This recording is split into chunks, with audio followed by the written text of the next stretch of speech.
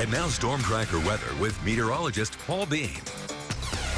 All right, let's start us off with the storm tracker, because while it is clear in the Snake River Plain, as you can see, not much in the way of rain moving through. Shift your focus up near Swan Valley and Jackson. You see those storms dragging across. I'll step over so you can see it completely. Seeing those storms drag across the northern half of Wyoming, and that's been going on for about the last 24 hours. We've been watching that go on. As I zoom out, you'll see why. We have a large low pressure system up in Canada.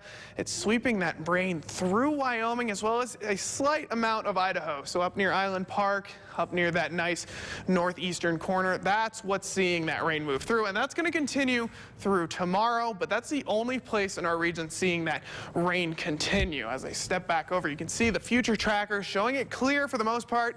Then you see those storms continuing through Yellowstone, and actually it's backing off of that corner of Idaho too. As that system moves, it's going to start to move out. Now, unfortunately, while that system moves out, another one is moving in our direction, and now everyone else is going to get some rain.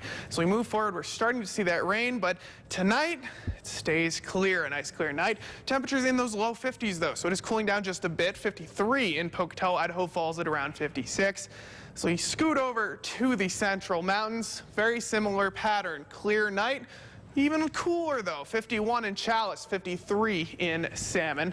And then finally, as we shift over the Highlands and Western Wyoming, storms for some, like I pointed out on the future tracker, only seeing storms if you're in that northern half, as well as over near Island Park. That region across that upper corner, that's where you're seeing those temperatures start to dip, as well as those storms continue to move through. But as we hit tomorrow, they do continue, but they start to move over. So even continued storms to the northern part of that region, but they're continuing to push out. So continuing to see less and less of that area covered by that rain. Temperatures mainly in those mid to upper 70s. Central Mountains, those clouds are continuing to build. Chalice at around 86.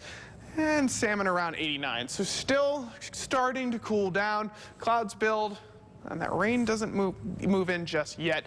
And then finally, for the Snake River Plain on Sunday, scattered clouds, 90 at Pocatello, 87 in Idaho Falls. And while scattered clouds might be what we've been seeing for pretty much a week now, it's starting to go away. As we hit that 7-day forecast, take a look. Seeing that rain move back in. 84 degrees on Monday, seeing it stick to those mid-80s for quite a bit until next weekend. Now you might notice Tuesday being the strongest of those areas. So Tuesday sees the strongest of the rain. Wednesday actually sees the weakest. So you get a little bit of a break on Wednesday, but there is still that threat of a scattered thunderstorm here and there. Idaho Falls, very similar pattern. Take a look at that. Seeing rain almost every day after the start of the week. 83 for Monday, then cooling all the way down into those upper 70s. So if you're in Idaho Falls, it's definitely going to be a little bit cooler. Once again, Tuesday will be the strongest of that system moving through. Then it kind of scatters out for Wednesday before seeing more of those storms on Thursday, Fridays, and Saturday, moving all the way until next weekend. So it is definitely going to be a very wet week. Teton area, a little bit cooler, but like I said, they're already seeing those storms right now, mainly in that northern half of that region. Stays cool though, look at 68 on Tuesday. Then finally for the Central Mountains, seeing that moisture move through on Monday, very similar. Strongest on Tuesday, and actually weak enough on Wednesday that there's not even really a chance of storms moving through. You get a little bit of a break. Then Thursday, Friday, Saturday, that rain makes it back in. And while we've been dry recently with all the fires as well, this will definitely be a step in the right direction. I'm hoping it will. I'm hoping that rain will help. Thank you, Paul. A nationwide